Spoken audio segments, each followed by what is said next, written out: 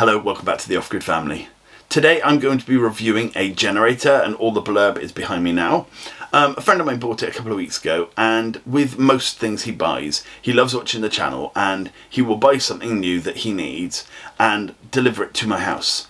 And he then says, take it apart, do an unboxing, do whatever you need to, and learn how to do it, and that way you get the views. And for him, he gets someone to teach him how to use it, and for me, I get a review video that I haven't had to pay for the object, you know. So I can be still impartial because it's been paid for, it's not a company giving it to me as such. And don't get me wrong, I'm always impartial, so I will always tell the truth, and that's why certain companies won't work with me anymore. But this generator is very, very heavy, and I've had a look at a few bits in the description, and it looks like a really nice generator. It's something that I would really, really like to have. So, you know, hopefully when he decides to upgrade and buy something new in a few years, I can buy this off him second hand. But anyway, before I get on, I'd just like to thank my patrons. I have 3 patrons now. I have David, Joseph and Darren. You guys are absolutely awesome. I really appreciate everything you've done for the channel. All 3 of you have been with the channel for a long, long time before becoming patrons, and I appreciate all the help you gave me when you were just commenting and, you know, helping me out in that respect. And now you're patrons, I just can't thank you enough. I super duper appreciate it. I really, really do. If you'd like to become a patron, then just pop down in the description. There's loads of behind the scenes stuff, early access and various other things. And we do have a patron only WhatsApp group that we quite often talk in and just, you know, have a bit of fun, exchange a few bits and bobs. Anyway, let's get on.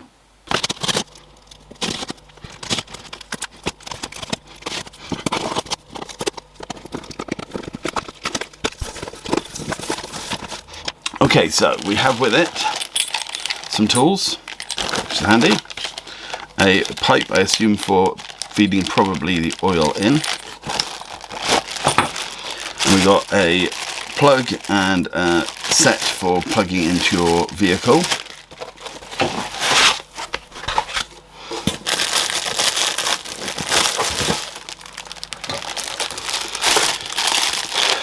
We've got some different connectors here. I assume this is a little either waterproof case or something for it.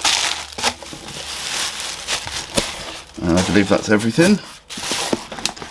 Right, I'm going to have to put this on the floor to get it out. I read on this, it says, this bag in cribs. And I was like, can you imagine this bag being in cribs, showing you around its house? And then I realised it said, don't put it in cribs. So that was, yeah, I apologise. Okay, so this is the front. And we've got like overload indicators, eco switch. I assume that's putting it into eco mode. I'm not sure, I haven't looked into this at all yet. Breaker. Now this is the choke and various other bits. I did do a quick read of this little doer here, but I don't have a clue what it actually meant. I wasn't really reading it. And then we got all of the different connectors. So USB, parallel connections and 12 volts, and then under here are the plugs. And these are UK plugs. I'm blocking all the light. So pretty cool. This is the other side, which has got the pull cord, and yeah, that's pretty much all there is on this side. This has the air cleaning maintenance area, and then we've also got the oil filling area for lubricating, etc.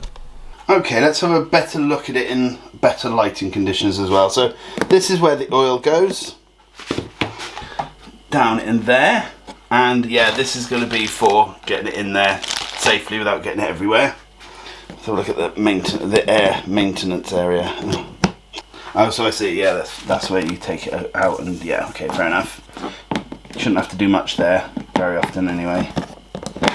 Now, it said that the oil reservoir can hold up to 0.45 of a litre, and then in the instructions it says fill up with a full litre. So, don't really know what I'm supposed to do there. One thing I did notice, have a look at how bad this drawing is. This is the control panel, and it's so light you can barely see anything. Okay, that makes no sense at all. This is saying to remove this whole panel to get to the oil fill area so you can fill it up. But that's what that's for, surely. Let's have a look.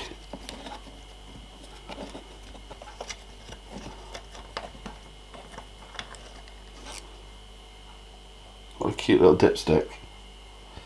Okay, this says, recommend changing the oil after the first 20 hours or the first month of use. And on the back it says, this engine is shipped without oil. Fill with SAE 10W30 before starting. I'm going to do it here on my kitchen table because my wife's not here at the moment, so that's fine.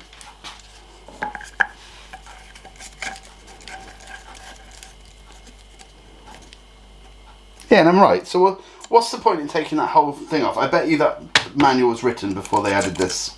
This is so funny. It says do not overfill, and then it says this is how much you've got to fill it up by in Fig 4. How the heck am I supposed to know when it's at that level without constantly taking the funnel off and trying? This is 1 litre. I'm going to put half of it in. Do you know what? I'm going to put 300ml in at first.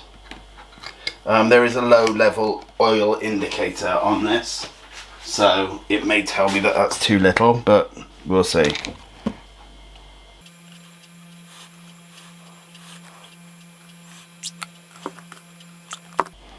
Look at that. That's some pretty damn impressive pouring skills there, dead on 700.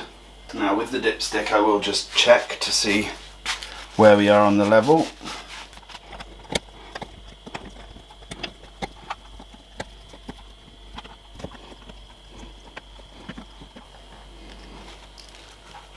Okay, yeah, do you know what? If we'd gone any further than that, it would have been too much.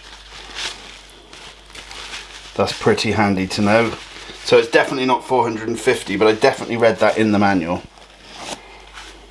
Okay, so as I say, it filled up to nearly maximum with just 300ml of oil, but I will check that in a minute just to make sure it didn't need time to settle, etc. So I'll check that in. I'll be back in a few minutes to check. Yep, okay, so it's settled and it is still nearly on max. So in the exact same place. I'm not sure if it showed up on the camera, but basically it's just about here where my fingernail would be. So there's still about just under a centimetre of more room before it's at max. So this here is the fuel tank and it's got a vent on and off. You open the vent when you're using it and turn it off once you're not.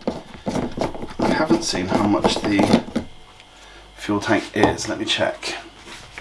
I can't find how much fuel it needs, but I'm just going to put a smallish amount in, not too much.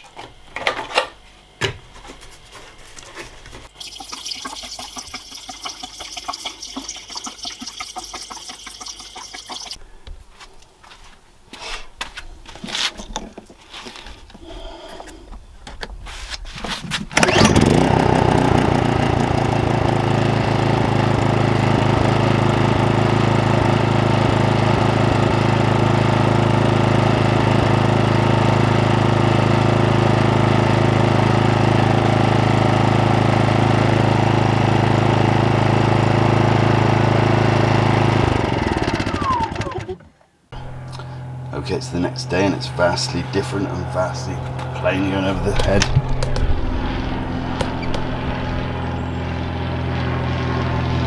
Only when you're trying to record.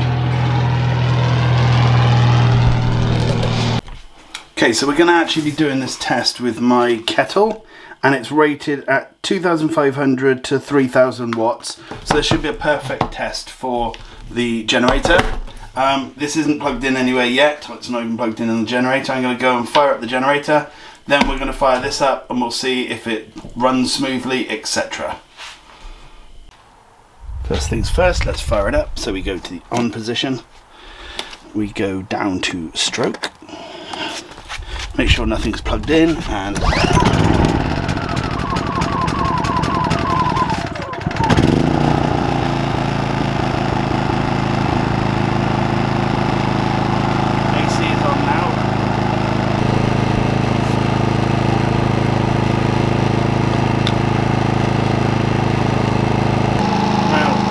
turn it on.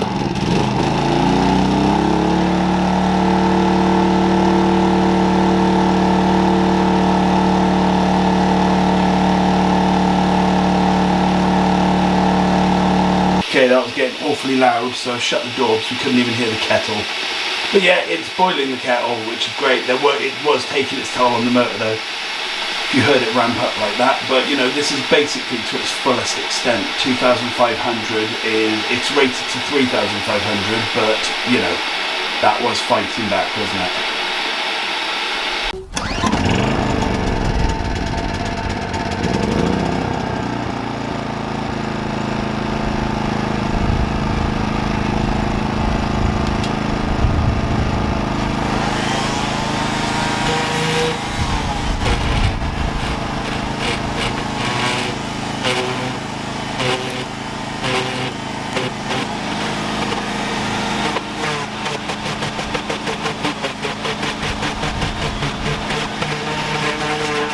Okay, this thing is a beast and I really, really like it.